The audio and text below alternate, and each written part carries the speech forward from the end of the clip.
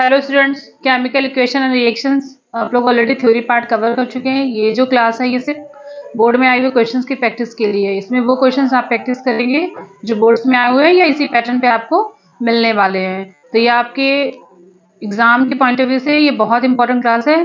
कोई भी बच्चा इस क्लास को ना छोड़े, बार बार देखे। जो चीज़ें नहीं समझ में आ रही है उनका लिख कर प्रैक्टिस करें और रिएक्शंस बिल्कुल अच्छे से बैलेंस रिएक्शन लिख के आएंगे तभी आपको मार्क्स मिलेंगे। रॉन्ग इक्वेशन लिख के आएंगे आपको बिल्कुल भी मार्क्स नहीं मिलेंगे। आपको एक भी थ्योरी के मार्क्स तो बिल्कुल भी नहीं मिलने वाले। अगर आपसे थ्योरी लिख के आएंगे आप उसके रिलेवेंट जब आप इक्वेशंस राइट करेंगे बेटा तभी आपको फुल मार्क्स मिलेंगे।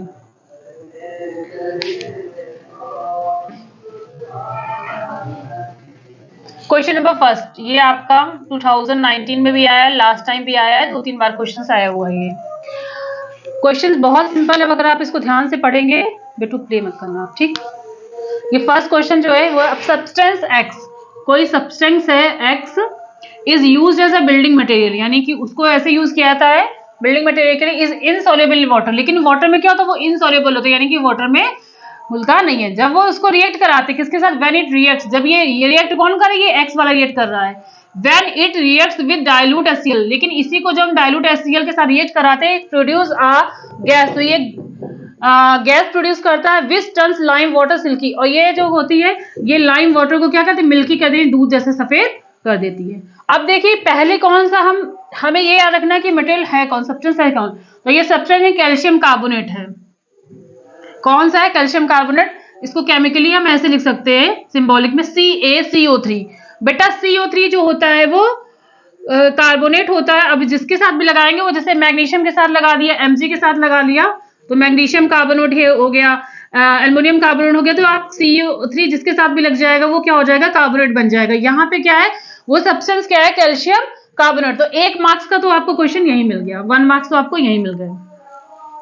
सेकेंडली क्या पूछा कि insoluble in water and when react, यानी कि रिएक्ट कराना है कैल्शियम कार्बोनेट को, किसके साथ रिएक्शन कराना है हमें, HCl के साथ, क्योंकि ये क्वेश्चन में कंडीशन गिवन है कि आपको HCl के साथ में डाइल्यूट HCl लेना है। तो हमने यहाँ पे क्या लिया, कैल्शियम कार्बोनेट लिया, HCl लिया और CaCl2।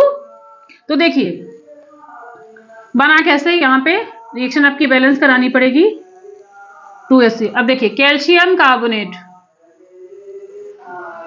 CaCl2 ये कंबाइन होके क्या हो गया, CaCl2 कैल्शियम क्लोराइड। बेटा CaCl2 को क्या बोलेंगे, कैल्शियम क्लोराइड, और आपका क्या हो गया, water and carbon dioxide gas निकल गई।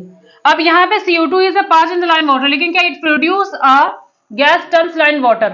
अब अगर इसमें हम CO2 इवॉल्व करा देंगे, right chemical equation for reaction involve above the statement.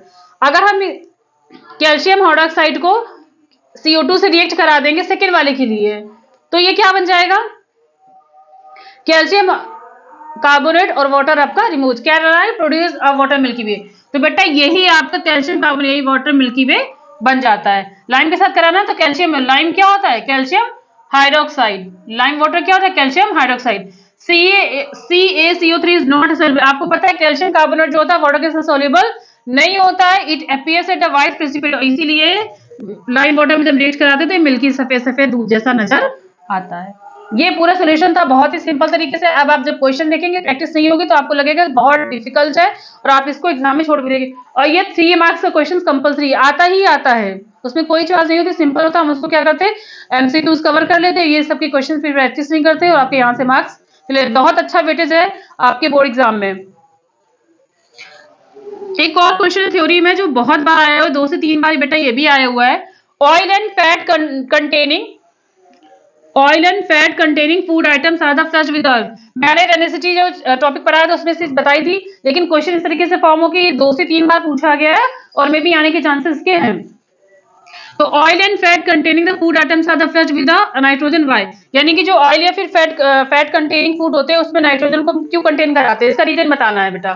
तो आपको पता कि सबसे पहली बात हो कि nitrogen is an unreactive gas as compare, जैसे ऑक्सीजन तुरंत रिएक्टिव बनी होती है वैसे ही नाइट्रोजन अनरिएक्टिव गैस है। कंपेयर टू मतलब रिएक्ट करती है ऐसा नहीं है, लेकिन ऑक्सीजन के बैलेंस में थोड़ा सा कंपैरिजन में ऑक्सीजन के बैलेंस में थोड़ा सा ये कब रिएक्टिव है, यानी कि एक्टिव। तो फर्स्ट लाइन लिखेंगे nitrogen is N unreacted gas, ये तो हमारा रिएक्शन। आप चाहे तो ऐसे भी कह सकते हैं कि oil and fat containing food items are touched with nitrogen. Why, जब भी कभी वाई लगा होता है यानी क्यों, तो हम बताते हैं इसलिए, तो उसमें लगा देते बिकॉज, क्योंकि। ठीक है, तो हम यहाँ से वाई की जगह हम इसी सेंटेंस से लिख सकते हैं because nitrogen gas in unreactive gas as compare to oxygen.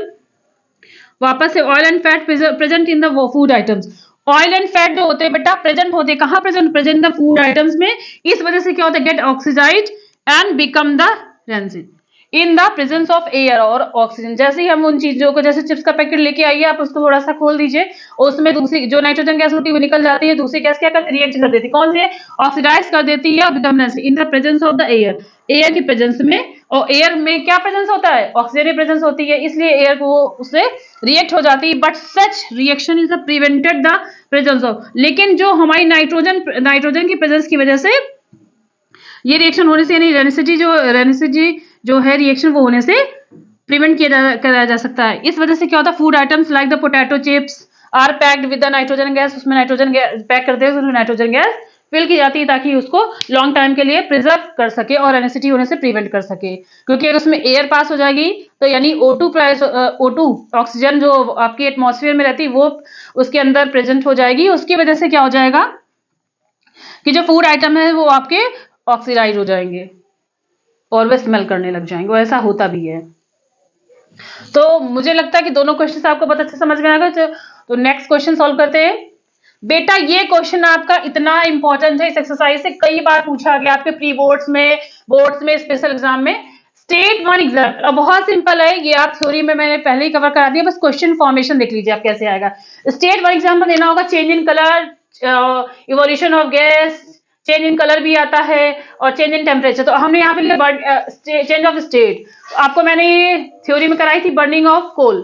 भाई यहाँ पे क्या है, कार्बन सॉलिड में O2 ऑक्सीजन के डिफरेंस में हमने उसको कराया तो CO2 बन गया, कार्बन डाइऑक्साइड। तो बेटा किसी भी चीज को जलने के लिए, कंबशन होने के लिए क्या कर सकते हैं आप, उसको O2 से रिएक्ट कराना पड़ेगा। कार्बन को हम किसे रिएक्ट करा, O2 से, तो कार्बन डाइऑक्साइड ये बर्न हो गई, ये आपकी इक्वेशन भी हो गई है, कंबशन इक्वेशन भी हो गई। अब देखिए इवोल्यूशन ऑफ गैस, ये भी मैंने आपको थ्योरी पार्ट में सेम एज इट इज एक क्वेश्चन ली थी। जिंक को जब हम रिएक्ट कराएंगे एसिड हाइड्रोक्लोरिक एसिड से तो क्या बन जाएगा, जिंक क्लोराइड बन जाएगा बच्चा। ये H2 आपकी रिमूव हो गई और यहां से क्या हो गया, HCl आपका हो गया। चेंज इन टेम्परेचर, तो हमने कैल्शियम ऑक्साइड ले लिया और इसको हाइड्रोक्लोरिक एसिड रिएक्ट करा दी, तो देखिए कैल्शियम ऑक्साइड बन गया और आपकी ये टेम्परेचर चेंज हुआ कि नहीं चेंज हुआ। तो आपकी तीनों कंडीशन आपकी हो गई। एक एक एग्जांपल लिखना, और आप क्या करते हैं इसमें थ्योरी लेके चले आते हो, आपको बिल्कुल मार्क्स नहीं मिलते हैं। अब आता है ammonia and hydrogen chloride gas are mix. बेटा ये कह रहा है कि what happen when the ammonia and hydrogen chloride gas को अगर मिक्स कर तो क्या होगा। बेटा अमोनिया का फॉर्मूला लेना है NH3, ये अमोनिया का फॉर्मूला हो गया, ठीक है। और ये आपका हाइड्रोजन क्लोराइड हाइड्रोक्लोरिक गैस हो गया। आप देखिए जब इसको रिएक्ट कराते हैं कुछ नहीं होगा, अमोनियम क्लोराइड बन जाएगा। अमोनियम क्लोराइड का फॉर्मूला क्या होता है, NH4। जो बेटा ये वाला यहाँ पे देखिए 3 है, ये यहाँ पे कंबाइन हो जाएगा 4 हो जाएगा, NH4Cl हो जाएगा। बस आपको याद रखना है कि अमोनियम क्लोराइड का कैसे फॉर्मूला लिखना है। फिर यहाँ पे राइट अ बैलेंस इक्वेशन कैसे है कि right a balance equation hydrogen iodine on reacting with chloride gas, यानी कि हाइड्रोजन आयोडाइड को हम रिएक्ट कराते हैं क्लोरीन गैस से, क्लोराइड गैस से, तो गिव करता है हाइड्रोजन है, इसी को हमें बस लिखना है। तो हमने क्या किया, हाइड्रोजन आयोडाइड लिखा, 2 मोल ले लिए, Cl2 2 ले ली, इसको लिखे I2 आपकी अलग हो जाएगी, 2HCl बन जाएगा, आपकी आयोडीन अलग हो जाएगी और हाइड्रोक्लोरिक एसिड आपका बन जाएगा। इतना सा सिंपल सीखना। ये क्वेश्चंस बहुत आते हैं, ये आपको बहुत प्रैक्टिस करनी, जितनी भी आपके बुक्स में सैंपल पेपर में क्वेश्चंस है कि what happen when we react this equation this, तो जो भी कह रहा है उसके में फॉर्मूले सिंबॉलिक फॉर्म याद होनी चाहिए और हमें थोड़ी सी प्रैक्टिस होनी चाहिए रिएक्शन कैसे बैलेंस। तो बैलेंसिंग रिएक्शन से देख लेंगे, जैसे हमें पता चला था, सपोज ये ना लिखा हो और ऐसे लिखा हो तो हमें पता चल जाएगा यहाँ पे रिएक्शन आपको जरूर बैलेंस करनी है। नेक्स्ट है जिंक, ये सारे बेटा क्वेश्चंस आए हुए हैं आपके और बार बार आए हुए हैं, मोस्ट इंपॉर्टेंट क्वेश्चंस हैं। Zinc react with dilute hydrochloric acid, ये देखिए 2-3 बार तो आ चुका है, नेक्स्ट टाइम हो सकता है अगर आपका लक अच्छा है तो सेम क्वेश्चन इसी से आ जाएगा। Zinc react with dilute hydrochloric acid, अब बेटा देखो जिंक का सिंबल क्या होता है Zn और हाइड्रोक्लोरिक एसिड का HCl, तो यहाँ पे देखिए क्या हो, जिंक क्लोराइड बन जाएगा और आपकी हाइड्रोजन गैस निकल जाएगी, ठीक है। तो जिंक क्लोराइड बन गया, जिंक क्लोराइड। नेक्स्ट है methane gas Burns in oxygen of air, यानी कि जो मीथेन गैस है यानी CH4, नाम पढ़ते ही हमें गैसों की सिंपल याद होनी चाहिए। CH4 को जब बर्न कराएंगे किसके साथ, oxygen with the help of, तो क्या बनेगा, कार्बन डाइऑक्साइड एंड वाटर। बस इसी को लिखना था, इसमें तो कुछ करना ही नहीं था, बट अब मीथेन लिया हमने, O2 से रिएक्ट करा दिया, कार्बन डाइऑक्साइड एंड वाटर निकाल दे। ये भी आपकी थ्योरी पार्ट में जो फर्स्ट क्लास है उसमें प्रैक्टिस कराया हुआ क्वेश्चन है। नेक्स्ट है, समझ में आ रहा है बच्चा ना, जिसको भी स्क्रीनशॉट लेना ले ले, इन क्वेश्चन की एक बार और, एक से दो बार और प्रैक्टिस कर ले, या फिर एक से दो बार वीडियोस ही कंटिन्यू देख ले, और इसी तरह के क्वेश्चंस आएंगे आपके बोर्ड में।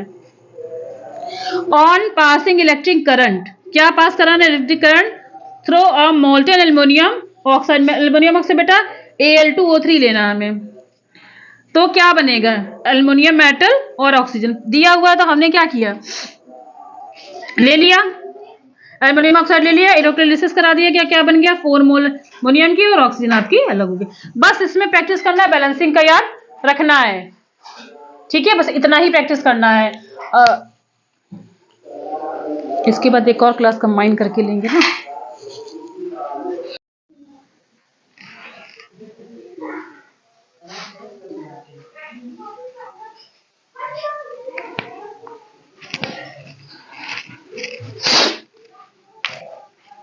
केमिकल रिएक्शन इक्वेशंस की जो प्रैक्टिस क्वेश्चंस को और बेटा कुछ और प्रैक्टिस क्वेश्चंस देख लेते हैं, और इसके अलावा आपको कुछ भी नीड नहीं है कि आप कहीं और से प्रैक्टिस करें, इतने क्वेश्चंस प्रैक्टिस कर लेते हैं, that is sufficient for your exam.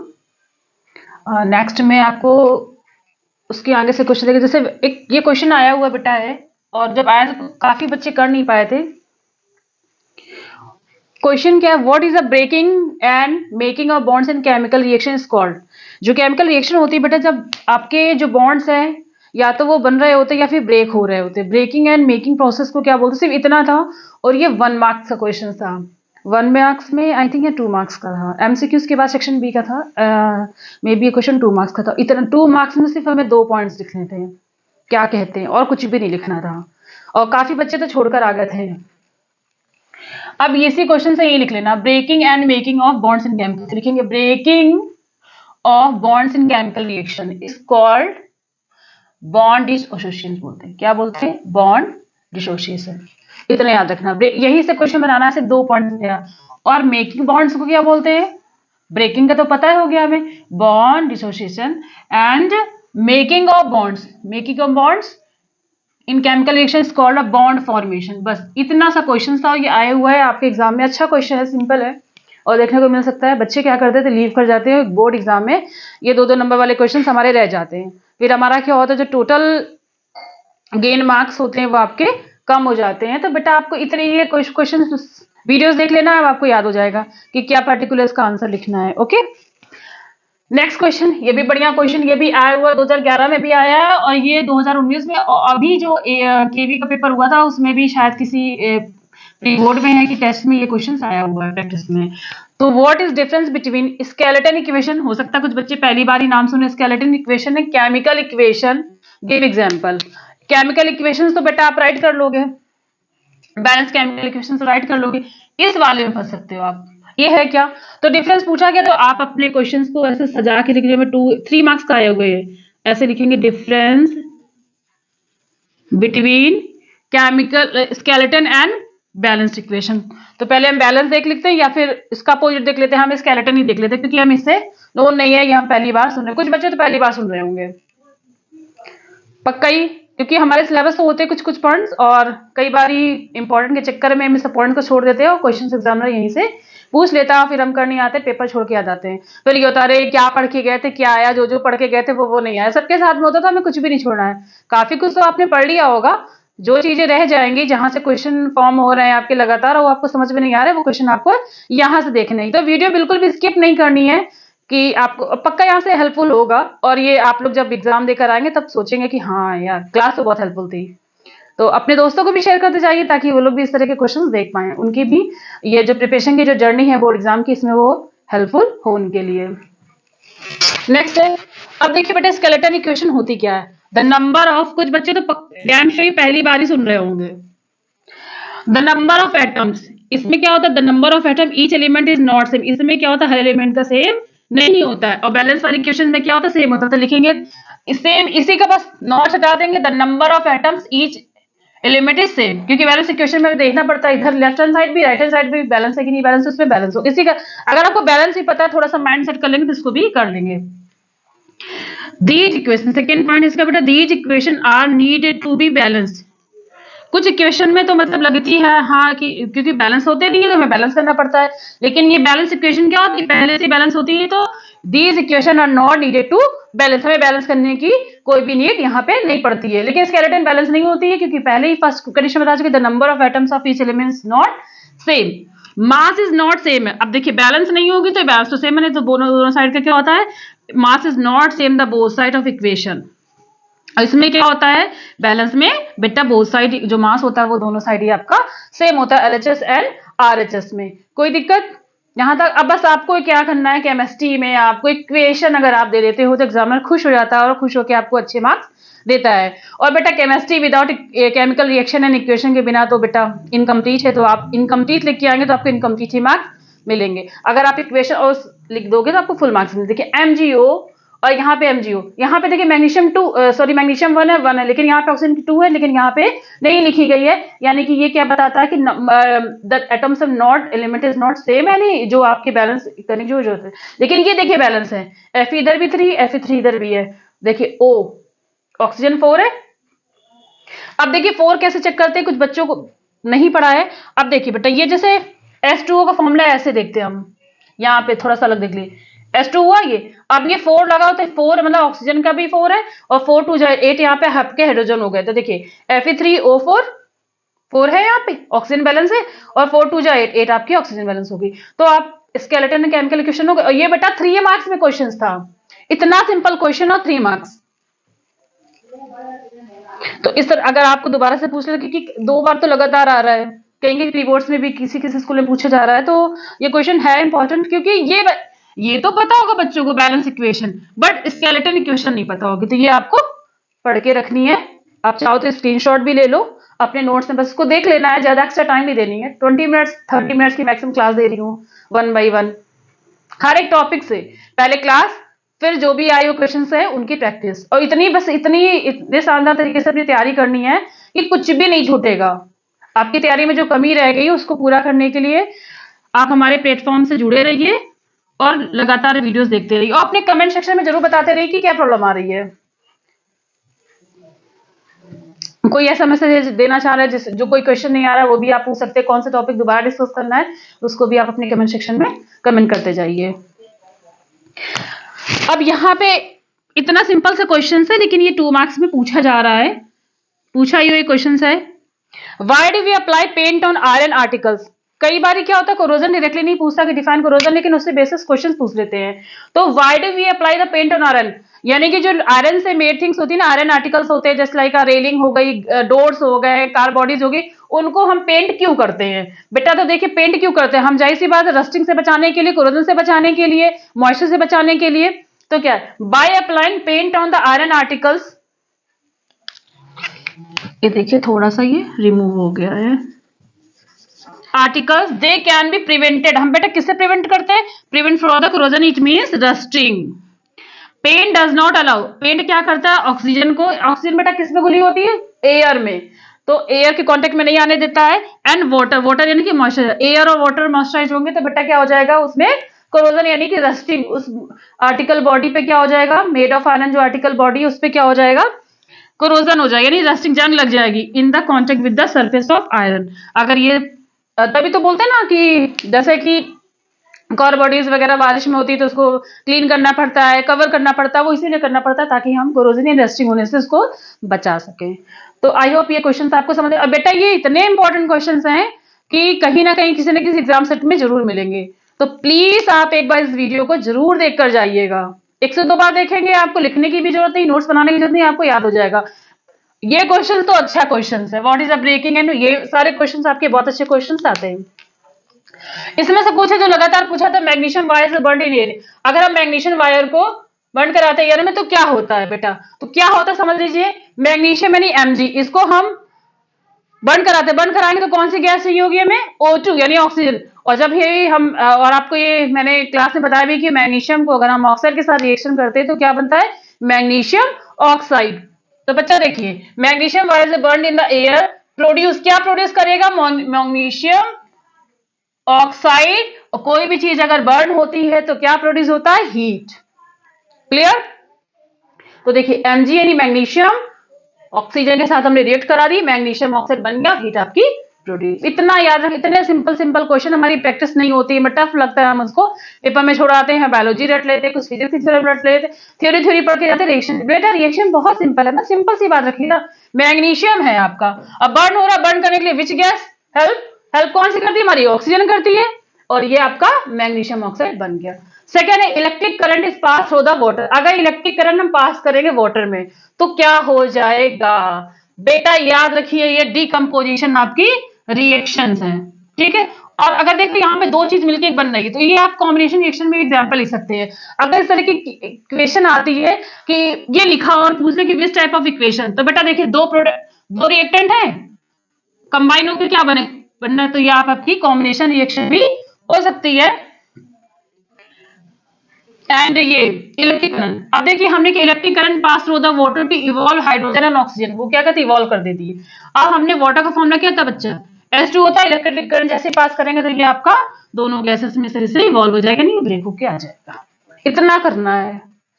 और ये किस टाइप की इक्वेशन है बेटा, ये तो आपकी कॉम्बिनेशन ये कंबाइन होकर प्रोडक्ट बना था, लेकिन ये क्या हो रही है, डिकम्पोज हो रही है, ब्रेक हो रही है। जहां पे ब्रेक, एक प्रोडक्ट दो में तीन में ब्रेक होके आ जाए तो वो आपकी क्या होगी, डिकम्पोज हो रही है। और ये इक्वेशन देखिए क्या हो रही है, कंबाइन हो रही है, यहाँ पे अलग अलग है, यहाँ पे कंबाइन होके आया, तो ये आपकी कॉम्बिनेशन टाइप्स ऑफ रिएक्शन में भी अगर इक्वेशन लिखी तो भी आप देखिए एक ही क्वेश्चन से दो तीन टाइप के क्वेश्चन आप फॉर्म हो रहे हैं आपके यहाँ पे। ऐसे ही पढ़ना है, स्टडी तो बहुत करनी, लेकिन आपको स्मार्टली पढ़ना है क्योंकि सिलेबस बहुत ज्यादा है और बहुत कम टाइम है, तो उस टाइम को बहुत अच्छे से यूटिलाइज करना है। एक और क्वेश्चन लिए भी है, सारे बेटा आए हुए क्वेश्चन हैं और आने के चांसेस भी हैं। Hydrogen sulphide gas, hydrogen sulphide gas react with oxygen, oxygen के साथ रिएक्ट करती है तो सॉलिड सरफेस पर, इसी बात को हमें लिखना है केमिकली फॉर्मुलों में लिखना है, केमिकल इक्वेशंस में लिखना है, सिंबॉलिक फॉर्म में। अब देखिए हाइड्रोजन का फॉर्मूला क्या होता है, हाइड्रोजन सल्फाइड का H2S, और ऑक्सीजन से रिएक्ट करा देते तो क्या बन जाएगा, ये सल्फर, और इसका वाटर रिमूव हो जाता है, क्या है, लिक्विड वाटर। सॉलिड सल्फेट हमें मिल गया, देखिए लिखा हुआ है फॉर सॉलिड, ये हमें मिल गया sulphur, and this is water. Water कौन से स्टेट में, लिक्विड स्टेट में लिखा भी है। ये आपको स्टेज अगर दे रखा है तो ये आपको लिखना पड़ेगा, इसका अलग इंपैक्ट पड़ता है और आपको मार्क्स भी फुल मिलते हैं। यहां तक आई होप किसी को कोई प्रॉब्लम नहीं हो रही होगी। Why should a magnesium ribbon, बेटा ये 2-3 स्टार बना लीजिए, पूछ सकता है, 3 स्टार बना लीजिए, है सिंपल क्वेश्चन, पूछते हैं इसको हर बार, किसी न किसी पेपर में गैप करके जरूर पूछते हैं। Why should a magnesium ribbon, यानी मैग्नीशियम रिबन को क्लीन बिफोर बर्निंग एयर में जाना से पहले, इसको क्या बर्न कराने से पहले इसको हम क्यों क्लीन करना चाहिए, वाई शुड। तो ऐसा शुरू करते अपनी बात को, magnesium ribbon react with oxygen prevented air from to the productive and inner layer of magnesium oxide. देखिए मैग्नीशियम, जो मैग्नीशियम रिबन होता है बेटा, magnesium ribbon react with oxygen, oxygen कहां से लेगा, present in air, to form a protective और inner layer of magnesium oxide. ये क्या करता है, उसकी सरफेस पे कौन सी लेयर बना, एक प्रोटेक्टिव लेयर बना देता है, उस लेयर को बोलते हैं MgO यानी मैग्नीशियम ऑक्साइड। मैग्नीशियम ऑक्साइड किस टाइप ऑफ लेयर बेटा फॉर्म करता है, मैग्नीशियम ऑक्साइड। और यही लेयर क्या, ये जो लेयर होती है मैग्नीशियम ऑक्साइड की, अनरिएक्टिव हो जाती है और ये प्रिवेंट करती है उसको बर्निंग करने से। इसलिए हमको मतलब जो उसमें लेयर बन जाती है मैग्नीशियम ऑक्साइड की, वो उसको प्रिवेंट करती है, बचाती है उसको बर्न होने से। इस वजह से हमें क्या करना पड़ता है, it needs to the clean, इसलिए हमें क्लीन करना पड़ता है। किससे क्लीन करेंगे, sand paper before the burning. ये आपको याद रखना, देखिए क्या क्या पॉइंट्स याद रखने हैं। पहली बात तो मैग्नीशियम, फर्स्ट थिंग क्या इसमें लिखनी है, मैग्नीशियम, मैग्नीशियम रिएक्ट कर, मैग्नीशियम रिबन रिएक्ट विद, किसके साथ रिएक्ट करा रही है, ऑक्सीजन, ऑक्सीजन कहां से मिल रही है, present in air, to form a protective layer, उसके वजह से क्या बन रही है, फॉर्म प्रोटेक्टिव लेयर, और यही लेयर अनरिएक्टिव बन जाती है जो प्रिवेंट करती है आपको बर्न करने से। और हमें किससे क्लीन करना चाहिए, clean with sandpaper, okay, sandpaper कब? Before burning in air. बस इतने 2-3 पॉइंट्स रखने की भाई वो जो लेयर बन रही है वो अनरिएक्टिव हो रही है और प्रिवेंट कर रही है उसको, किसको? Prevent the magnesium ribbon from burning. और इसको क्लीन कैसे करना है बच्चा? Sand paper. ये बात है भाई, क्लीन तो करना है बट किससे लिखना है? अगर आप बच्चे क्या करते हैं, क्लीन बिफोर द बर्निंग, बस क्लीन किससे करना है? सैंड पेपर से। उससे मैग्नीशियम ऑक्साइड की जो लेयर बनी हुई है वो उससे रिमूव हो पाएगी। एक और क्वेश्चन है, अच्छा क्वेश्चन है बच्चा। Ethanol is bond with ethanoic acid. ये क्वेश्चन आया हुआ है और कई बार पूछा जा चुका, लगातार पूछ रहा है, किसी न किसी सत्र में मिलता है, कभी के 3 मार्क्स 4 मार्क्स तक में मिल जाता है, वैसे तो 3 मार्क्स में पूछा गया है। Ethanol is the bond with ethanoic acid to form ethanol acetate in presence of constituent H2SO4। अब देखिए हमें 2 चीज पता होनी चाहिए तो हो जाएगा। हमें एथेनॉल का फॉर्मूला क्लियर हो, इतना ही लिख के आएंगे, एथेनॉल और एथनोइक एसिड का पता हो तो हम कर ले जाएंगे। और इसी कई बार एक बार ही क्वेश्चन ये आया था, डिफाइन एस्टरिफिकेशन या वॉसियसी। तो बेटा ये जो इक्वेशन है ये एस्टरिफिकेशन ही है पूरी प्रोसेस। तो हमने एथेनॉल का फॉर्मूला ले लिया। एथेनॉल का फॉर्मूला क्या था? C2H5OH। तो ये बन गया बेटा एथेनॉल। और एथनोइक एसिड का C3COOH। अभी जब आगे के लेक्चर्स में IUPAC पढ़ाएंगे तो ये सब फॉर्मूले आपको लर्न हो जाएंगे, लेकिन ये फर्स्ट चैप्टर का ही पूछा गया इस तरह से, तो ये इस वजह से मैं फर्स्ट चैप्टर में करा रही। अदरवाइज ये सेम क्वेश्चन आपको आगे भी मिल सकता है। इस तरह फॉर्मूले हम IUPAC से पढ़ाएंगे, IUPAC आपने पढ़ी होगी, ठीक है? तो हम ये आगे डिस्कस, लेकिन अभी क्वेश्चन आया तो क्वेश्चन के अकॉर्डिंग समझ लेते हैं। तो एथेनॉल का फॉर्मूला लिखा बेटा, एथनोइक का फॉर्मूला लिखा। अब क्या होगा कि ये यहाँ का देखिए बना क्या? एथाइल एथोनेट बना, इसी को बोलते हैं बेटा एस्टर। तो एस्टर, अगर एस्टर का फॉर्मूला ये होता है CH3। अब देखिए क्या कैसे जुड़ा हुआ है, CH3COH, और ये जो C2H5 था ये यहाँ पे लग गया H की जगह, जो S था ये H2O के फॉर्म में निकल गया। तो ये याद रखना, देखिए C2H5 कहाँ पे जम करके आ गया? यहाँ पे H की जगह, और H, तो ये आपका एस्टर हो गया। दिखने में इतना बड़ा लग रहा है लेकिन आपको एक बात से समझ लीजिए, देखिए CH3CO हमने यहाँ पे राइट कर दिया, और H की जगह क्या करना है? हमें ये वाला कर देना, H2O4। देखिए एक H ही एक है, ये क्या बन गया? वाटर फॉर्म हो गया। इसी प्रोसेस को बोलते हैं एस्टरिफिकेशन। और यहाँ पे लिखा हुआ था इन the presence of concentrated H2SO4, तो देखिए हमने लिख लिया है H2SO4, और ये क्या एस्टरिफिकेशन प्रोसेस है। 2 से 3 इसको जरूर बेटा प्रैक्टिस कर लीजिएगा, ये अच्छा क्वेश्चन है, आपको देखने को मिल सकता है, ये बहुत इंपॉर्टेंट है आपके, इसलिए मैंने देखिए स्टार बना लिया है। आगे नेक्स्ट चैप्टर की हम लोग प्रैक्टिस करेंगे। अभी ये देख लीजिए, जिसको स्क्रीनशॉट लेना है स्क्रीनशॉट ले, 1 से 2 बार वीडियो को देखेंगे तो बहुत अच्छे से समझ में आ जाएगा। और ये वही क्वेश्चन है जो बार बार लगातार आपके एग्जाम में पूछा, और इतने ही क्वेश्चन फॉर्म हो सकते हैं। बाकी आप लोग अपनी तैयारी को और अच्छे से रखिए, ठंड का मौसम है, घर पे रह के अच्छे से पढ़ाई करिए, और हमारे चैनल से जुड़े रहिए, अपने 2 फ्रेंड्स को भी शेयर करिए, हमारे चैनल को लाइक करिए, सब्सक्राइब करिए। Thanks for watching and thank you so much.